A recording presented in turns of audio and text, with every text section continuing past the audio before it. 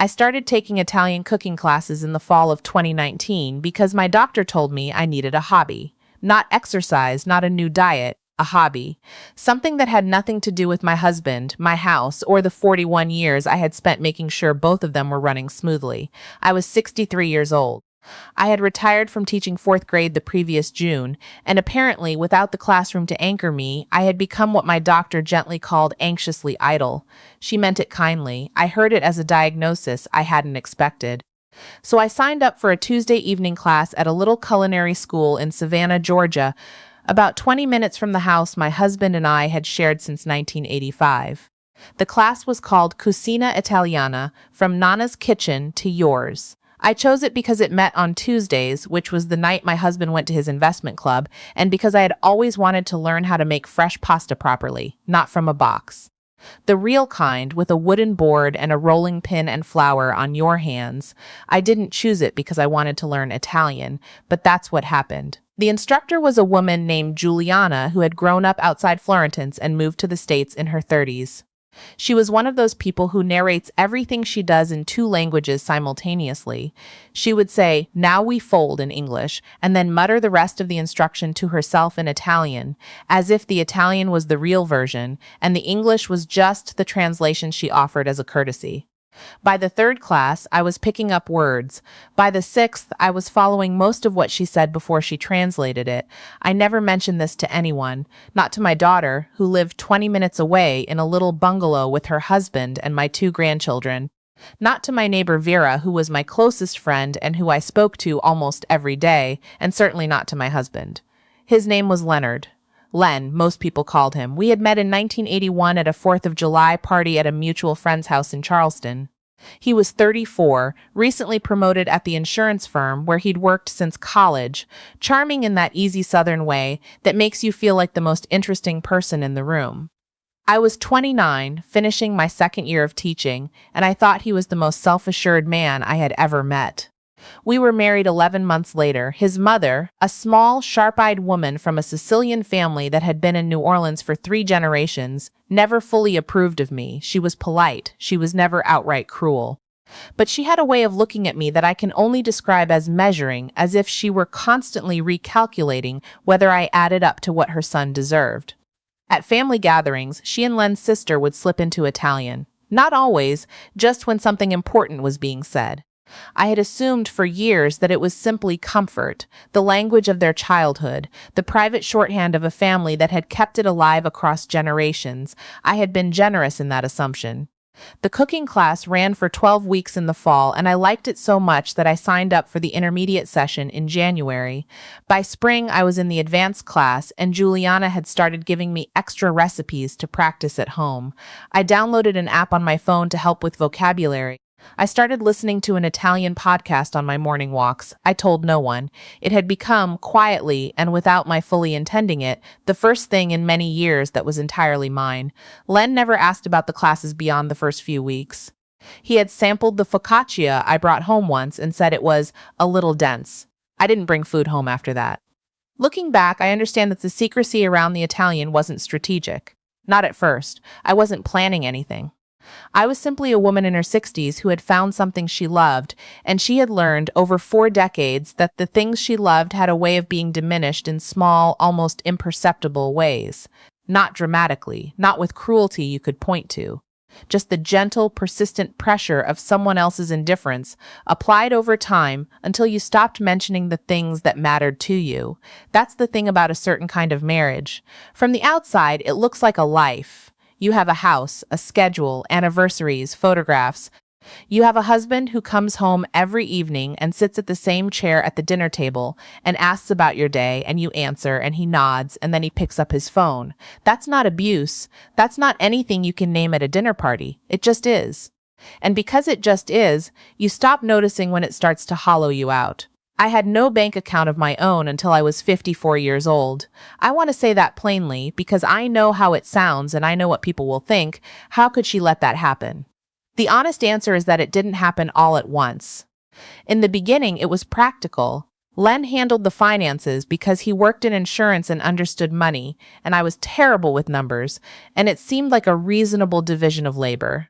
He gave me what he called a household allowance, cash, usually, sometimes a check, to cover groceries and the children's expenses and whatever I needed for myself. It was enough. I never went without, and because I never went without, I told myself there was no problem. What I didn't let myself see for a very long time was that I had to ask. For everything above the allowance, I had to ask. A new winter coat, a dental procedure that insurance didn't fully cover, a weekend trip with my friend Vera to visit her daughter in Atlanta. I had to explain and justify and wait, and sometimes the answer was yes, and sometimes it was a version of yes that made me feel I should be grateful, and sometimes it was a silence that meant I had asked for the wrong thing at the wrong time, and I should have known better. I opened my own checking account in 2009 because I had started tutoring children after school for $20 an hour, and I needed somewhere to deposit the checks. I didn't tell Len for 6 months. When I finally mentioned it, he shrugged and said, "That's fine." And it was fine.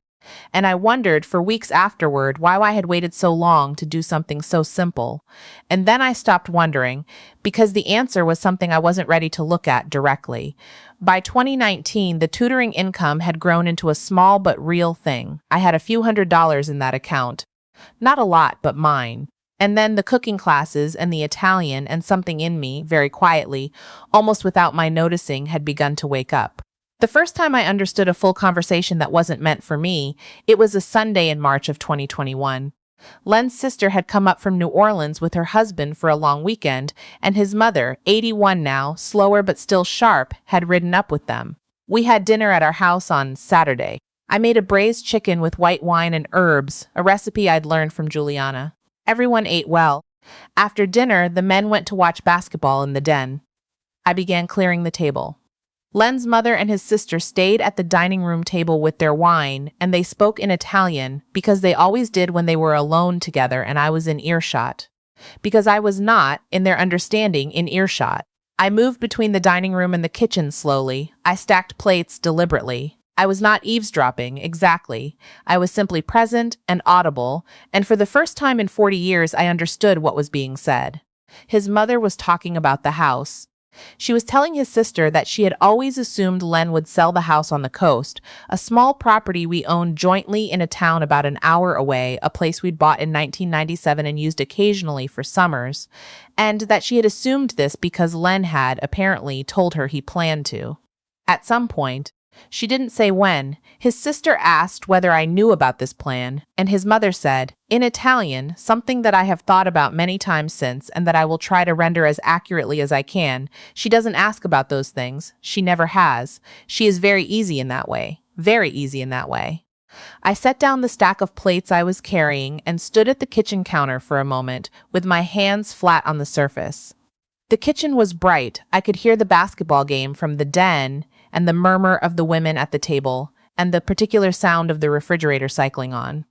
I was 64 years old, and I was standing in my own kitchen, and I had just been described, in the language I had been quietly learning for a year and a half, as someone who didn't ask questions, someone easy, someone who wouldn't notice. I put the plates in the dishwasher. I made coffee. I brought out the dessert I had prepared, a panna cotta with strawberries, and I sat down at the table with my mother-in-law and my sister-in-law, and I smiled and poured the coffee, and no one knew that anything had changed. But everything had changed. I didn't say anything to Len that weekend. I needed to think. I needed to understand what I had actually heard and what it meant and what, if anything, I was going to do about it. Over the next few weeks, I became a different kind of attentive. I started reading our financial documents for the first time in years, our tax returns, the property deed for the coastal house, the investment accounts Len managed, which I had always assumed were joint, but which I now looked at carefully enough to see that 2 of them listed only his name. I called a lawyer. Her name was Patricia Weston, and she was a family attorney in Savannah who had been recommended to me by Vera, who had used her during her own divorce 15 years earlier. I told Patricia everything, the overheard conversation, the accounts, the allowance, the 40 years of not asking. She listened without interrupting. When I finished, she was quiet for a moment, and then she said, I want you to understand that what you're describing, the financial structure of your marriage, has a name. It's called financial control. It doesn't require malice. It can happen very gradually over many years by someone who genuinely believes they're being helpful, but the effect is the same. I sat with that for a long time. I want to be fair to Len. That feels important to say even now. I do not believe he woke up each morning and calculated how to keep me dependent. I believe he was shaped by a mother and a family and a generation that had particular ideas about what a husband managed and what a wife was given, and I believe he had absorbed those ideas so deeply that he never examined them. I believe he thought he was providing for me. I believe he thought the house, the allowance, the decisions he made without me were a form of care. What I am less certain of is whether, if I had asked him directly, 30 years ago, he would have been willing to change. I used to think the answer was yes. I'm no longer sure. Patricia advised me to do several things before having any conversation with Len. I should make copies of all our financial documents. I should have a clear picture of our assets. I should understand what my rights were in Georgia regarding property acquired during the marriage. I should, if I was considering separation, think carefully about timing and about what I wanted the outcome to look like. I did all of those things over the next 2 months, quietly on Tuesdays while Len was at his investment club. On my morning walks with my podcast earbuds in, practicing Italian and thinking through what my life might look like on the other side of the conversation I kept putting off. I told my daughter in April. She came over on a Wednesday afternoon and I made tea and I sat down across from her at the kitchen table and I told her everything, the Italian classes, what I had heard her grandmother say, the financial accounts, the lawyer. She didn't speak for a long time. Then she said, "Mom, I've been worried about you for years. I just didn't know how to say it," she cried. I didn't, not then. I had done most of my crying on early mornings in the kitchen before Len was awake, quiet tears over coffee, the kind that don't make any sound. I had the conversation with Len on a Thursday evening in May. I had prepared. I knew what I wanted to say, and I knew what documents I had, and I knew that Patricia was a phone call away. I waited until dinner was done and the kitchen was clean, and then I sat down at the dining room table and I asked him to sit down too. I told him I had been taking Italian classes for the past 2 years. I watched his face while I said it. There was a flicker of something, surprise maybe, and then the settling back into neutrality that I had come to recognize as his default when he didn't know what to say. Then I told him what I had heard his mother say, in Italian, in this dining room. On the night I made the braised chicken, he went very still. I asked him about the coastal house, whether he had told his mother he planned to sell it. He said he had mentioned it as a possibility years ago. I asked him when he had planned to tell me. He said there was nothing to tell, it was just a thought, it wasn't decided. I asked him when in our marriage decisions about our shared property had been made jointly. He looked at me for a long time and didn't answer. I didn't raise my voice. I had expected to, and I didn't. I was remarkably calm, in the way that you are calm, I think, when you have spent 2 years quietly preparing for something, and you are finally in the room where it is happening. I told him I had spoken to a lawyer. I told him I knew what our assets were. I told him I was not asking for a fight. I was asking for honesty, and a real accounting of what we had built together, and a conversation about what the next chapter of our lives was going to look like. I told him that I was 64 years old and I had spent 41 years being easy, and I was done with that. He didn't respond that night with anything useful. He said he needed to think. He went to bed early. I sat at the dining room table for a long time in the quiet house, and I felt, for the first time in longer than I could measure, entirely present in my own life. The months that followed were not simple. They rarely are. We went to couples counseling, which Len agreed to and then resented, and then slowly, grudgingly began to actually participate in. We had conversations that were the most honest we had ever had, and they were painful in the way that honesty is painful when it arrives 40 years late. There were nights when I thought we might actually find our way to something different, something more equal, more mutual. And there were nights when I wasn't sure that was what I wanted anymore. What I found over those months was that I had changed in ways that couldn't be unchanged. The cooking classes, the Italian, the Tuesday evenings that had been entirely mine, the savings account that had grown slowly but steadily, the lawyer's voice saying financial control, and the recognition, which landed quietly but permanently, that the life I had been living had a name. I had become a woman who asked questions, and I was not willing to stop. We separated in the fall of that year, not with bitterness or not mostly. We divided what we had fairly. Patricia helped ensure that, and I kept the Savannah house because it made sense and because Len moved into a smaller place closer to his sister. My daughter helped me repaint two of the bedrooms. We did the living room together on a Saturday, her children running underfoot, music playing, roller brushes and drop cloths, and the smell of fresh paint. I am 67 now. I tutor 3 afternoons a week, and I have a small but growing savings account, and I make pasta on Sunday mornings when the light comes through the kitchen window in that particular fall and winter way that I have always loved. I have dinner with Vera on Thursdays. I visit my grandchildren more than I ever did when my life was organized around someone else's schedule. Last month, I went to Florence for 10 days, alone. I had been planning the trip for 2 years, adding to a specific savings fund I called, only to myself, only in my head, the Italy account. I walked through markets and sat in piazzas and ordered meals entirely in Italian and got along just fine.